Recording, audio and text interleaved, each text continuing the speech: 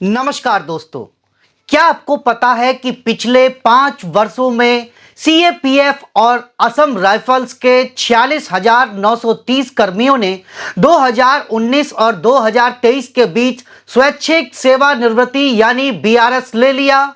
समय अवधि से पहले नौकरी से सेवानिवृत्त होने वाली इस संस्था में सबसे अधिक 21,860 बीएसएफ से थे। दरअसल दोस्तों, यह आंकड़ा तब सामने आया जब संसद के शीतकालीन सत्र में CAPF central armed police force के जवानों के बढ़ते बीआरएस वॉलंटरी रिटायरमेंट स्कीम को लेकर सवाल पूछा गया, जिस पर केंद्रीय गृह राज्य मंत्री नित्यानंद राय ने राज्यसभा में बताया कि 2023 में बीएसएफ बॉर्डर सिक्योरिटी फोर्स के 4127 जवानों ने और CRPF central reserve police force के 2572 जवानों ने वॉलंटरी रिटायरमेंट लिया है। लेकिन रिटायरमेंट रोकने के लिए सरकार कोशिश कर रही है। 5 वर्षों में समय से पहले सेवानिवृत्ति लेने वाले कर्मियों में 21,000 से अधिक पुरुष और महिलाएं सीमा सुरक्षा बल बीएसएफ से थे, जो पाकिस्तान और बांग्लादेश सीमाओं की रक्षा करता है। दोस्तों, बीएसएफ को देश के आंतरिक सुरक्षा कर्तव्यों के अलावा पाकिस्तान बांग्लादेश की सीमाओं की रक्षा करने का काम भी सौंपा गया है। इस सैन्य दल की ताकत लगभग 2.65 लाख है। इसके अलावा देश के सबसे बड़े सीएपीएफ केंद्रीय रिजर्व पुलिस बल सीआरपीएफ के 12,893 कर्मियों ने बीआरएस का विकल्प चुना।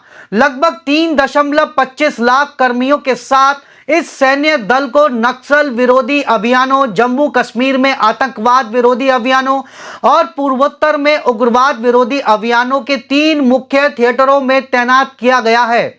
वहीं केंद्रीय औद्योगिक सुरक्षा बल सीआईएसएफ के 3012, भारत तिब्बत सीमा पुलिस आईटीबीपी के 2281 और सशस्त्र सीमा बल एसएसबी के 1738 के अलावा कुल 5146 असम राइफल्स कर्मियों ने वीआरएस लिया।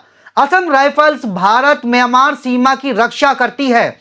सीआईएसएफ को नागरिक हवाई अड्डों, परमाणु और एरोस्पेस सुविधाओं जैसे महत्वपूर्ण बुनियादी ढांचे को सुरक्षित करने का काम सौंपा गया है।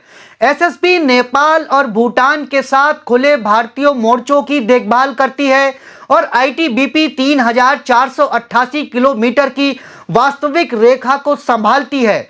दोस्तों, इन जवानों का समय से पहले अपनी ड्यूटी से सेवानिवृत्त होने के मामले पर मंत्री जी ने व्यक्तिगत और घरेलू कारण जैसे बच्चों, पारंपरिक मुद्दे, स्वयं या परिवार के सदस्यों के स्वास्थ्य संबंधी मुद्दे, सामाजिक पारिवारिक दायित्व और प्रतिबद्धताएं और बेहतर करियर के अवसरों की तलाश जैसे कारण बताए हैं।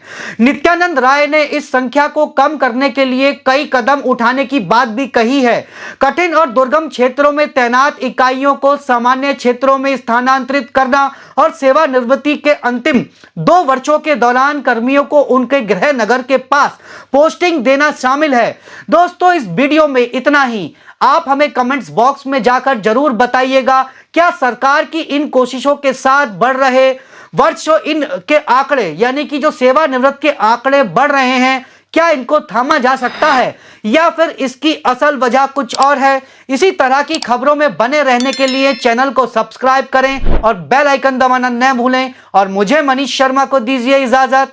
तब तक के लिए नमस्कार, जय हिंद, जय भारत।